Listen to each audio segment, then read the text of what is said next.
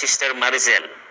Hello, Pastor. Maayong gabi, Pastor. May gabi usab, sister. Ano sa may Oo, atong concern? kanang naalam mo ta ko'y pangutana sa imo, Pastor, nga gusto gid ako ma-clarify ba. Okay?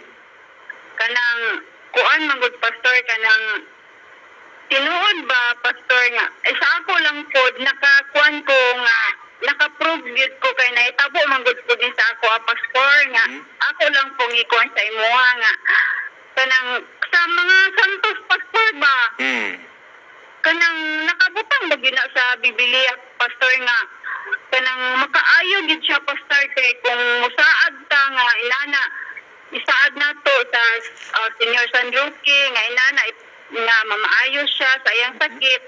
Kanang kuan ba gid, Pastor, kanang mamaayo ba ya gid siya, Pastor, unsa gid siya katinuod nga nakasulat ba gid siya sa Biblia, Pastor?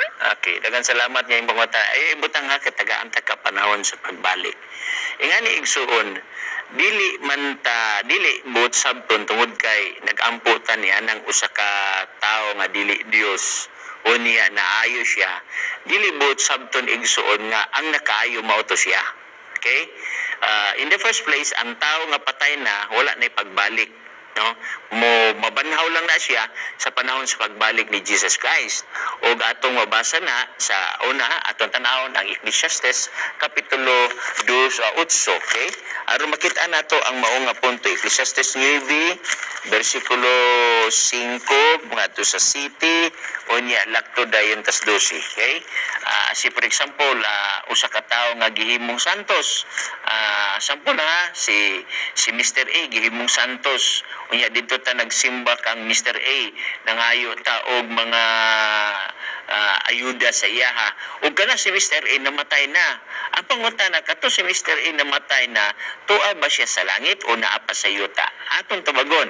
Ecclesiastes kapitulo 5 bersikulo 6 ug 7, okay? Nagingon diri. Kay ang buhi na sayod nga sila mga matay. Apan ang mga minatay dili mahibalo sa bisan unsa ni baybalos pa sila tungod kay ang ilang handuman ang hikalimtan. Unsa? Ang patay dili mahibalo igsoon. Mas kita buhi arang-arang kay nahibalo kita mamatay. Pero sila wala na sila nahibawan. Na unsa may malimtan sa ilang kaugalingon. Bersikulo 6 nagingon, maingon man ang ilang gugma, mausab ang ilang pagdumot, mausab ang ilang kasina, mawagtang sa kanhing panahon ni may bahin pa sila sa gihapon sa bisan unsang butang nga ginabuhat ilalon sa adlaw. So imo makita nga wala na sila mahimo pa, no? Kaya nga naman wala ilang gugma, wala ilang kasina. Na kung patay na siya, unya muduol ta sa iya ha kay mangayo tagtabang, how come nga abdunggan ta niya nga nagingon man niya nga ang iyang gugma, iyang ikalimtan, ang iyang kasina, ikalimtan, iyang pagdumot, ikalimtan.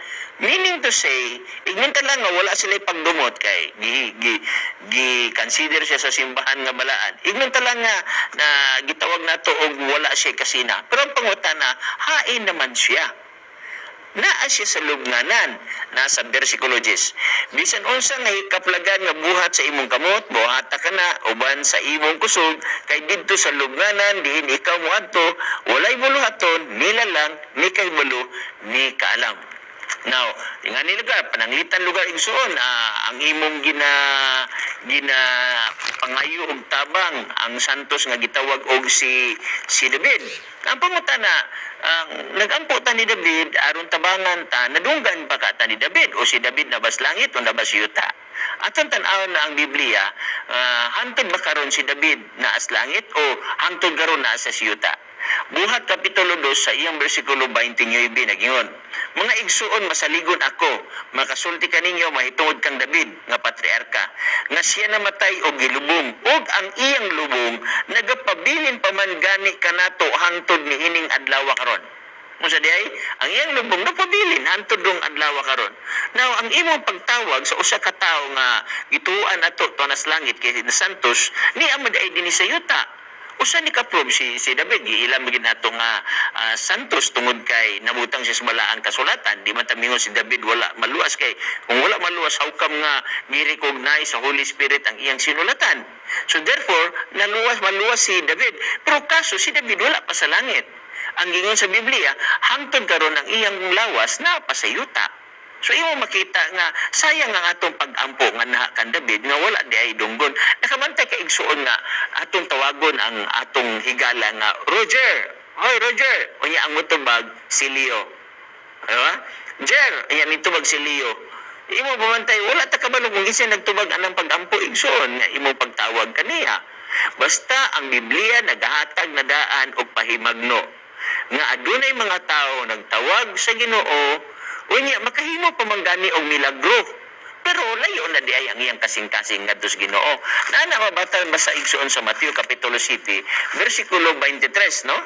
Gatawag og Ginoo maghimo og milagro pero dili iya di sa Dios. Okay? Atong basahon.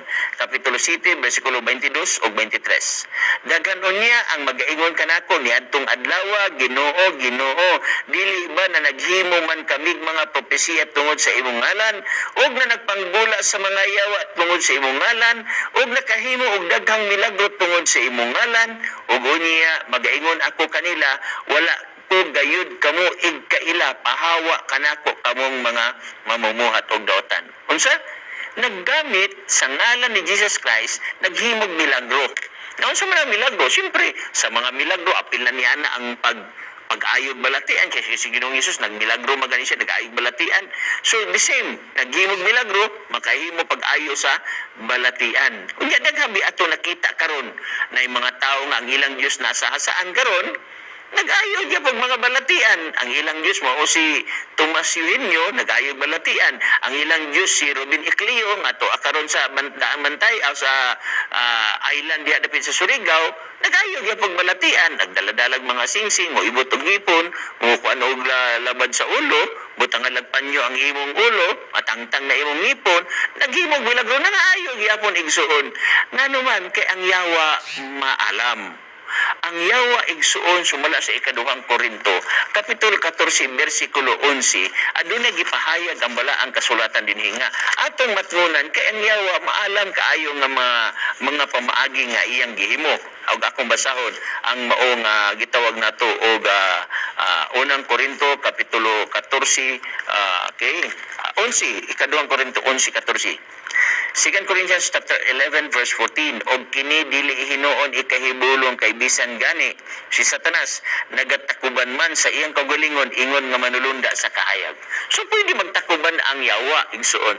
Naingani ang usa ka tawo nga nasantos igsuon dili kay tawo may magdeklara sa atong baguda bantayan karong igsuon kung dili ideklara sa simbahan dili siya mahimong santos. Unsa nagbuot pasabot?